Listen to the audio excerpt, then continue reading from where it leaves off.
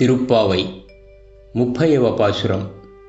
வங்க கற்கடல் கடைந்த மாதவனை கேசவனை திங்கள் திருமுகத்துச் செய்லையார் சென்றிறைஞ்சி அங்கப்பறை கொண்டவாற்றை அணிப்புதுவை பைங்கமலத் தன்தெரியல் பட்டர் பிரான் கோதை சொன்ன சங்கத்தமிழ் மாலை 30 தப்பாமே இங்கு இப்பரிசுரைப்பார் ஈரிரண்டு மால்வரைத்தோள் செங்கன் திருமுகத்துச் செல்வத் திருமாலால் எங்கும் திருவருள் பெற்று ఇన్బురువరెంబావాయ్.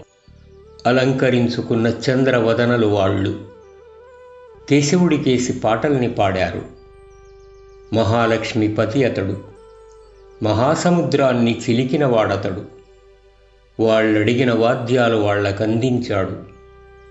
మళ్ళీ చెప్పింది ఈ గాథ గోదమ్మ. పూలమాలను చేతబుచ్చినవాడు శ్రీవిల్లి పుత్తూరు సద్బ్రాహ్మణుండతడు.